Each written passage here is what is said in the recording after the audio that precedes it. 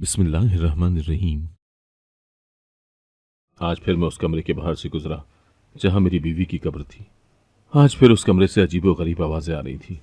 मैं एकदम घबरा गया, पर मैंने सोच लिया था कि आज फिर मैं आमिर के पास जाऊंगा और उनसे इस मसले का हल पूछूंगा। इसी सोच में मैं अपने कमरे में आ गया। अभी मुझे नींद आए कुछ वक्त ही हुआ था जब अचानक मेरी बीवी ख्वाब में आई। वो मुसलसल रो रही थी। उसके आसपास तरह तरह के कीड़े मकोड़े फिर रहे थे और वो खुद को बचाती फिर रही थी। मैं एकदम खौफ के ज़ेरे सर उठकर बैठ गया। जिस रोज़ उस कमरे से अजीब सी आवाज़ें आ रही थी, उसी दिन से मुझे ऐसे ही ख्वाब आ रहे थे। मैं सुबह होती ही आमिर के पास गया और उसको सारा मामला बयान कर दिया। वो भी परेशान कुन हालत में बैठ गए और मुझे एक ऐसी राज की बात बताई कि खौफ से मेरे हाथ पांव फूल गए। अब मुझे उस राज पर से पर्दा हटाना था कि आखिर ऐसी क्या वजह है कि मेरी बीवी इस हालत में मेरे ख्वाब में आई थी।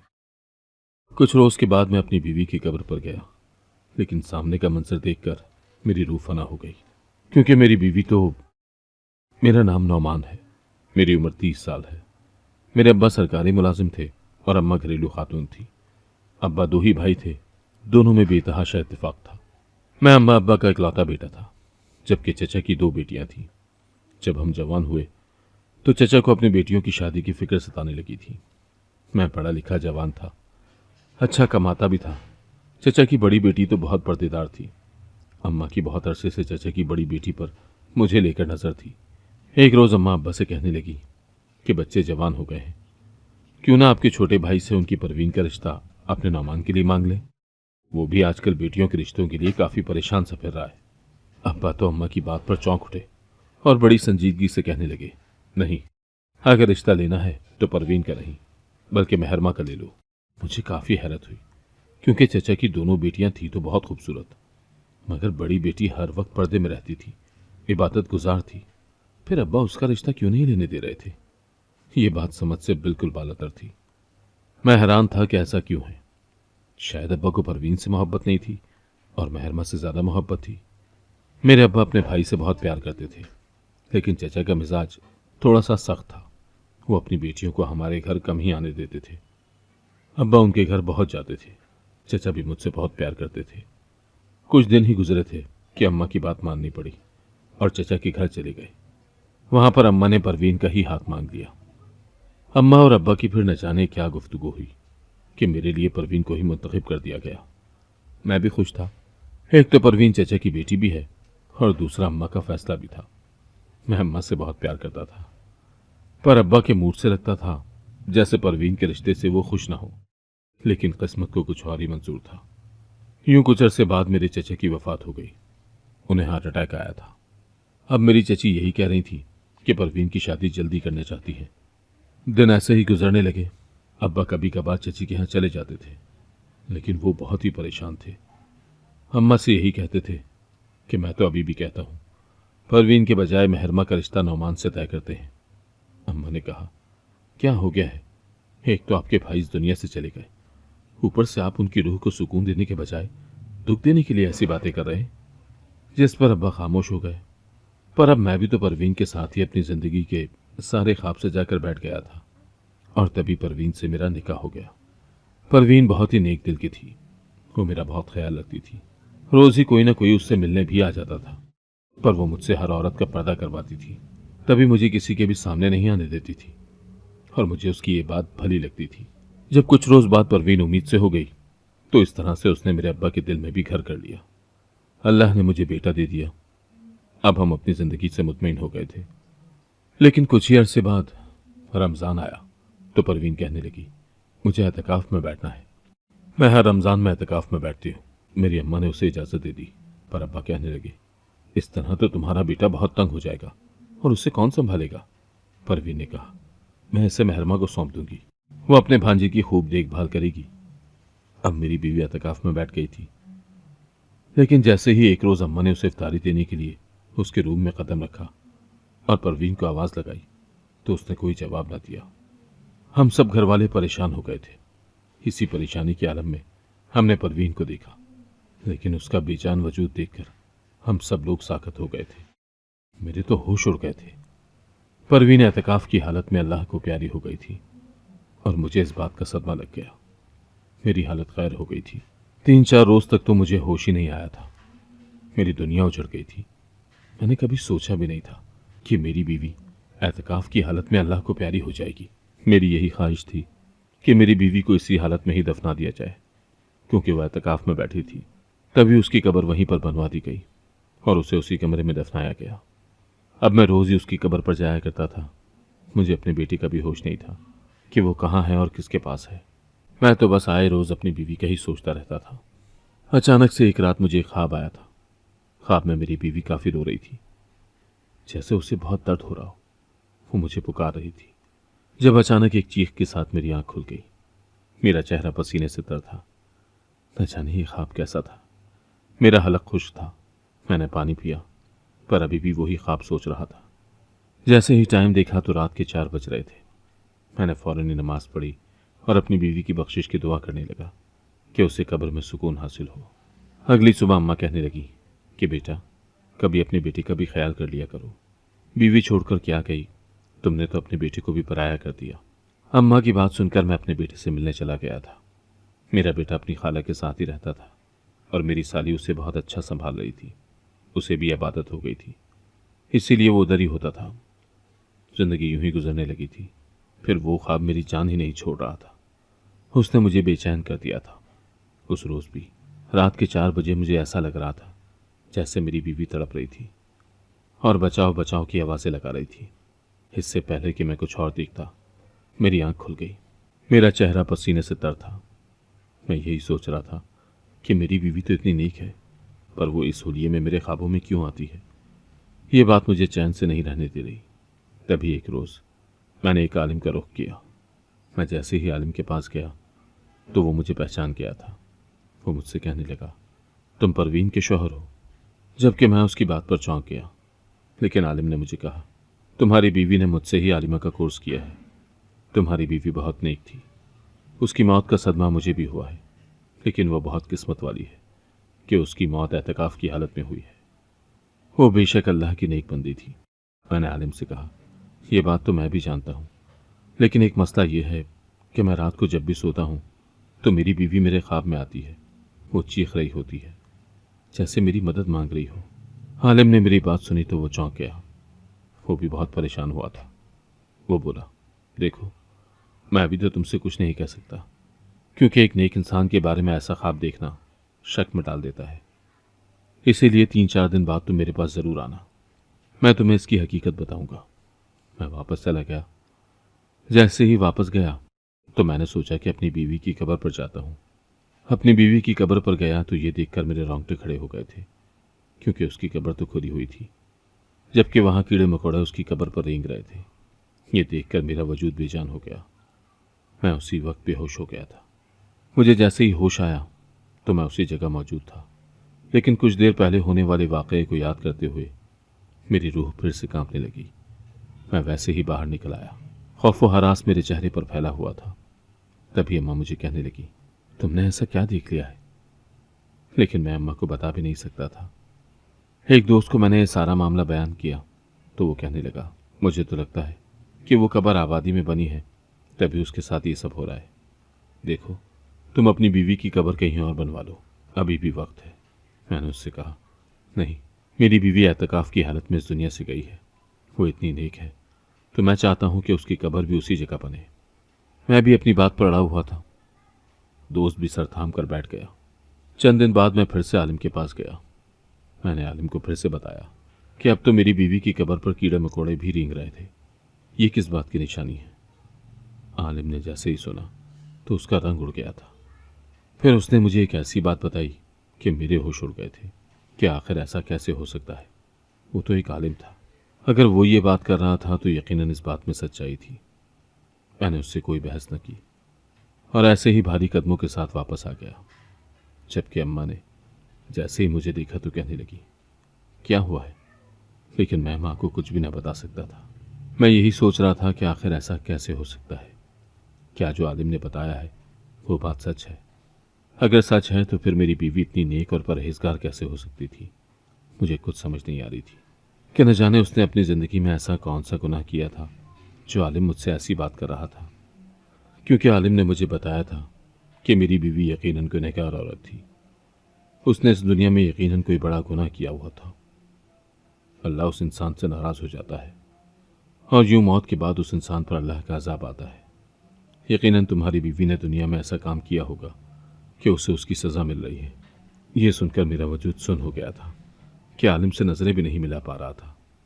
मैं तो परवीन को नेक समझता था, पर अब मुझे ये नहीं पता था कि मेरी मरहूम बीवी का कौन सा राज था जिसे वो अपने साथ लेकर इस दुनिया से चली गई। अम्मा मुझे गुमसुम दिखती तो इतने सवालात करती थी, पर मेरे पास तो उन्हें जवाब देने को कुछ भी ना था। मेरी बीवी अभी भी मेरे ख्वाब में आती थी और मुझसे कहती थी कि मुझे माफ़ कर दो, पर इसके अलावा वो मुझसे कोई बात नहीं करती थी। इन परेशानियों ने मुझे उलझन में डाल दिया था। मैं इन्हीं उलझनों में खोया रहता था जब अम्मा मुझसे कहती कि देखो, तुम अपने बेटे को अपने साथ रखा करो, जब वो बड़ा हो जाएगा तो वो तुम्हें पहचानेगा कैसे। मैं तो कहती हूँ कि उसी से शादी कर लो जो तुम्हारे बेटे को संभाल रही है। ये सुनकर मेरे पैरों तले से ज़मीन निकल गई। मैं सपाट लहजे में बोला, अम्मा, मैं यही काम कैसे कर सकता हूँ? मैं परवीन की जगह किसी को नहीं दे सकता। अम्मा कहने लगी, मैंने कब कहा कि किसी को परवीन की जगह दो? मैंने तो कहा है कि उसी से निकाह कर लो जो तुम्हारे बेटे को संभालती है। इससे तुम्हें तुम्हारे बेटे का साथ भी मिल जाएगा और वो तुम्हारे बेटे को संभालती रहेगी। मैं जान गया था कि अम्मा किसकी तरफ इशारा कर रही हैं।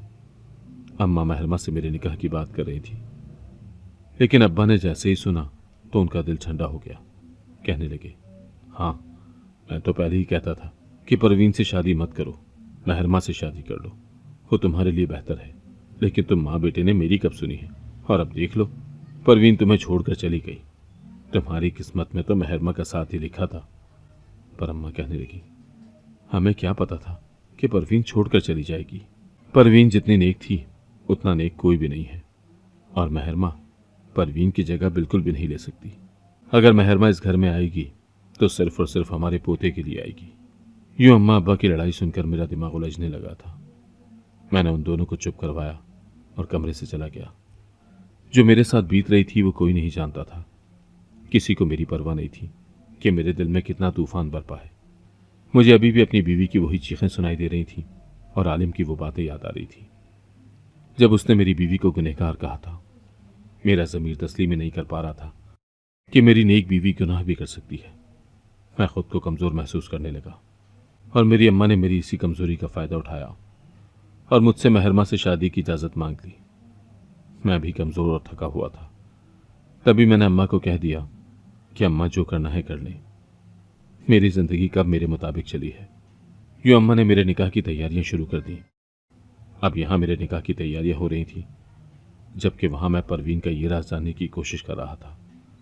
मेरी बीवी तो अभी भी मेरे ख्वाब में आकर यही कहती थी कि देखो, मुझे माफ़ कर देना। कुछ रोज़ बाद मेरा निकाह हो गया था। महरमा मेरी बीवी बन गई थी। वो हूबहू अपनी बहन की तरह थी, पर वो पर्दा नहीं करती थी। मैंने महरमा को कभी नहीं देखा था, क्योंकि मेरी बीवी तो मुझे मेहमानों से भी पर्दा करवाती थी। उसकी तो यही ख्वाहिश थी कि मैं किसी नामहरम को ना देखूं, और उसकी ख्वाहिश को तकमील तक पहुंचाने के लिए मैंने महरमा को देखना भी छोड़ दिया था। मैंने अब जैसे ही उसे शादी के बाद देखा तो ये देखकर ठटक गया था कि वो भला की खूबसूरत लड़की थी। मैं जानता था कि परवीन ही मेरी मोहब्बत है। मेरे दिल में उसके अलावा किसी लड़की की जगह नहीं थी, लेकिन महरमा को देखकर मैं उसकी तारीफ किए बिना ना रह सका। मैं दिल ही दिल में उसकी तारीफ करने लगा था। शायद ये निकाह की कशिश थी या कुछ और, पर मैं उसके लिए एहसासात महसूस करने लगा था। इस सब में मेरे बेटे का भी बहुत बड़ा किरदार था, क्योंकि वो महरमा से बहुत मोहब्बत करता था। उसने तो महरमा को ही अपनी माँ के रूप में देखा था, लेकिन मैं जब भी अपना माजी भुलाकर आगे बढ़ने की कोशिश करता तो मुझे अपनी मरहूम बीवी का ख्याल आता था, और वो उसी रात को मेरे ख्वाब में आकर यही कहती थी कि देखो, मुझे माफ़ कर देना। उसकी चीखें और वो कीड़े मकोड़े मेरे जहन से हटने का नाम ही नहीं ले रहे थे। इसी तरह बेचैन होकर मैं नींद से बेदार हो जाता था। जब महरमा मेरी हालत देखती थी तो मुझसे पूछती थी कि क्या हुआ है। एक दफ़ा तो मैंने तंग आकर उसे डांट दिया था कि देखो, मेरी ज़िंदगी से दूर हो जाओ। मेरी बीवी परवीन ही थी, तुम उसकी जगह बिल्कुल भी नहीं ले सकती। उसने जैसे ही ये सब कुछ सुना तो वो ज़ारो कतार रोने लगी। मेरी माँ ने भी मुझे डांट दिया था कि वो तुम्हारा माजी था, ये तुम्हारा आज है। अपने माजी के खातिर अपने आज को बिल्कुल भी बर्बाद मत करो। मैंने महरमा से माफ़ी मांगी, लेकिन उसके चेहरे पर जो सुकून होता था वो देखकर मुझे यही लगता था जैसे उसको अपनी बहन की मौत का बिल्कुल भी गम नहीं है। और अब वो शुरू से यही चाहती थी। अब्बा तो मुझे समझाते थे कि देखो, महरमा के साथ तुम ज्यादती ना करना। मैं अब्बा को यही कहता कि अब्बा, ज्यादती तो मेरे साथ हुई है, आखिर मेरा क्या कसूर था जो परवीन मुझसे दूर हो गई। आप तो पहले ही महरमा से मेरी शादी करवाना चाहते थे। अब जब वो इस दुनिया से चली गई है तो आपकी ख्वाहिश पूरी हो गई। लेकिन मुझे लगता है कि परवीन की रूह को सुकून नहीं है। वो रोज़ मेरे ख्वाब में आती है और रो रही होती है और यही कह रही होती है कि मुझे माफ़ कर देना। अब्बा ने ये बात सुनी तो उनके चेहरे का रंग उड़ गया था। वो बोले, उसकी बात को दिल पर मत लो। मरहूम की रूहें ऐसे ही ख्वाब में आती रहती हैं। कुछ वक्त बाद तुम्हें ये ख्वाब आना बंद हो जाएंगे। लेकिन अब तुम महरमा पर ध्यान दो। पर मैं महरमा को जब भी देखता था तो मुझे अपनी बीवी का चेहरा उसके चेहरे में दिखाई देता था। मैं उसे झिड़कने लगा था। एक रोज़ वो भी तंग आ गई जब वो कहने लगी कि आखिर मेरी क्या गलती है। मैं भी उस पर फट पड़ा कि तुमने अपनी बहन की जगह ली है, तभी तो तुम्हें अपनी बहन की मौत का दुख नहीं है। वो वहाँ कब्र में अजाब झेल रही है, उसका वजूद कीड़े मकोड़ों से भरा हुआ है और यहाँ तुम्हें हम दोनों के रिश्ते की पड़ी है। यह सुनकर तो उसके चेहरे का रंग उड़ गया था। जब अगले ही पल जज्बाती होकर कहने लगी, ये तो उसके कर्मों की सज़ा मिल रही है जो वो भुगत रही है। वो ऐसे कर्म ना करती तो उसे कभी भी सज़ा न मिलती। मैंने जैसे ही उसकी बात सुनी तो मेरे सर पर तो गोया आसमान गिर गया था। मैंने उससे कहा, तुम किन कर्मों की बात कर रही हो? मेरी बीवी ने आखिर ऐसा कौन सा गुनाह किया था जो उसको इतना दर्दनाक अजाब मिल रहा है? वो रोज़ मेरे ख्वाब में भी आती है। वो मुझसे न जाने किस जुर्म की माफ़ी मांगती है। बस वो यही कहती है कि मुझे माफ़ कर दो, जबकि उसकी चीखें मुझे चैन की नींद सोने नहीं देती। ये सुनकर महरमा का चेहरा अफसुर्दा हो गया। वो कहने लगी, काश परवीन ने मेरी बात मानी होती और वो इस गुनाह से हट गई होती तो आज उसकी रूह को सुकून होता और ये सब कुछ ना होता। उसकी बात पर मैं चौंक गया था कि न जाने मेरी बीवी ने ऐसा कौन सा गुनाह किया था जिसके लिए उस पर कब्र का अजाब आया है। मैंने महरमा को देखा। मैंने महरमा को कहा, देखो, मुझे वो राज बताओ। अगर वो राज मुझे ना पता चल पाया तो मैं सुकून की नींद नहीं सो पाऊंगा। मेरी जिंदगी ऐसे ही उलझनों में घिरी रहेगी। जब वो बोली, जब से अब्बा का इंतकाल हुआ था हम लोगों के हालात बहुत ख़राब हो गए थे। परवीन ने आलिमा का कोर्स किया हुआ था। हमारे मोहल्ले के सब लोग परवीन की बहुत इज्जत करते थे। जब कोई बीमार होता तो वो परवीन के पास आ जाता। परवीन 4 कुल पढ़कर उस पर दम करती तो उसे शिफा मिल जाती। अब लोग परवीन पर यकीन करते थे कि उसके दम में शिफा है। आहिस्ता आहिस्ता परवीन लोगों को दम करने लगी थी और हर मसले को हल कर देती थी, क्योंकि उसके हाथ में शिफा जो थी। अब तो लोग बड़े छोटे हर मसले को लेकर परवीन के पास आते। परवीन नेक थी, वो पर्देदार भी थी और तो और उसने आलिमा का कोर्स भी किया हुआ था। लेकिन जब हमारे ख़ानदान वाले ये बातें सुनते थे तो वो यही कहते थे कि देखो, इस काम में मत पड़ो। मैंने जैसे ही महरमा की ये बात सुनी तो साकत हो गया था। मुझे अपने अब्बा की बात याद आने लगी जब वो यही कहते थे कि परवीन का रिश्ता मत लो, महरमा का रिश्ता लो। लेकिन उस वक्त हम इस सच्चाई को कहाँ जानते थे। महरमा मजीद बोली, मेरी बहन इस काम में इतनी आगे निकल चुकी थी और उसे गुनाह की इतनी लत लग गई थी कि उसने तो तावीज़ देना भी शुरू कर दिए। मैंने जैसे ही ये सुना तो मेरा वजूद सुन हो गया था। मुझे यकीन नहीं आ रहा था कि मेरी बीवी ये काम करती थी। मैं महरमा से शिकवा करने लगा कि तुम सबने परवीन को ये काम क्यों करने दिया। जब वो कहने लगी, हम क्या करते, हमारे हालात इतने ख़राब हो गए थे, मेरी पढ़ाई भी रुक गई थी। परवीन यही कहती थी कि फ़िक्र न करो, मैं तुम्हें पढ़वा कर ही शादी करूँगी। और मैं कहती थी कि तुम पहले शादी कर लो, मेरी पढ़ाई तो होती रहेगी। जब एक रोज़ अचानक ही एक लड़का परवीन से मिलने आया, जिसने परवीन के आगे हाथ जोड़े कि मुझे मेरी मोहब्बत वापस दिला दो। परवीन कहने लगी, देखो, ये काम बहुत गलत है। हाँ, मैं मानती हूँ मैं तावीज़ करती हूँ, लेकिन मैं सारे काम नेक नीयत से करती हूँ और मैं कोई भी बुरा काम नहीं करती। मैं किसी की ज़िंदगी बर्बाद नहीं कर सकती। लेकिन जैसे ही उस अमीर लड़के ने 2 लाख देने का वादा किया तो परवीन का ईमान डगमगाने लगा और फिर ऐसे परवीन गलत रास्ते पर आ गई थी। मैं उस वक्त महरमा की बात सुन रहा था और मैं ऐसी हालत में था कि जैसे काटो तो बदन में लहू नहीं। वो मजीद बोली, यूं उस लड़के ने परवीन को गलत काम पर उकसाया था और परवीन पर शैतान हावी हो गया था। परवीन ने उसे तावीज़ लिख कर दिए। इस तरह से उस लड़के का काम जैसे ही मुकम्मल हुआ तो उसने 2 लाख रुपए परवीन को दे दिए। परवीन ने जहेज भी तो बनाना था ना। ये उसने अपना जहेज भी बनाया और मेरी तालीम भी मुकम्मल हो गई थी।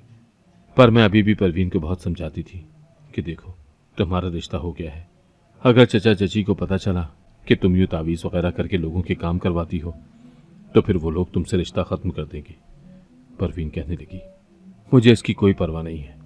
मुझे हमारे घर का भी तो देखना है ना। हमारे घर का खर्चा कौन चलाएगा? काश हमारा कोई भाई होता तो मुझे ये सब ना करना पड़ता। लेकिन मजबूरी इंसान से बहुत कुछ करवा लेती है। और हाँ, उन्हें ये सब नहीं पता चलेगा, क्योंकि काफ़ी लोग ऐसे काम करके थोड़े बहुत पैसे कमाते रहते हैं। मैंने अपनी बहन को बहुत समझाया कि देखो, जो तुम कर रही हो ये सब इस काम से आगे की चीज़ है। ये अमल बहुत ही ख़तरनाक है। इस तरह लोगों की ज़िंदगियां बर्बाद हो जाती हैं। हम नहीं जानते कि कौन सच्चा है और कौन झूठा है। इस तरह कोई झूठा इंसान हमसे गलत काम करवा ले तो सारा गुनाह तो हमें ही मिलेगा और उसका अजाब भी तो हमें दुनिया और आखिरत दोनों में मिलेगा। परवीन कहने लगी, देखो, तुम मुझे दीन की बातें ना बताओ। मैंने तुमसे ज़्यादा पढ़ा है। मैं आलिमा हूँ। तुम कौन होती हो मुझे ये सब बताने वाली? यूँ परवीन मुझसे लड़ाई करने लगती थी। इसी वजह से मैंने अब उसे कुछ भी कहना छोड़ दिया था। पर जब एक रोज़ मैं उसके कमरे में गई और मैंने वो सब देखा तो मेरी रूह फना हो गई थी, क्योंकि परवीन जो लिख रही थी वो कुरान पाक की आयत थी, लेकिन वो तो उल्टा लिख रही थी और ये सब तो काले जादू की अलामत था। मेरा दिल दहल उठा था। मुझे यकीन नहीं आ रहा था कि मेरी बहन इस काम में मुलविस है। मैं तो अब भी यही सोचती थी कि बस जल्दी से इसकी शादी हो जाए। क्या पता कि ये शादी के बाद सुधर जाए। यूँ हम लोगों ने उसकी जल्दी शादी करवा दी थी। परवीन कहती थी कि देखना, मैं शादी के बाद भी यही अमल करूंगी। अम्मा ने बहुत समझाया था कि देखो, अगर तुम पकड़ी गई तो तुम्हें सज़ा मिलेगी। लेकिन परवीन की तो कान में जूं तक नहीं रेंगी। मैंने जैसे ही अपनी बीवी मेहरमा की बातें सुनी तो अपनी मरहूम बीवी से मुझे शदीद नफरत होने लगी थी।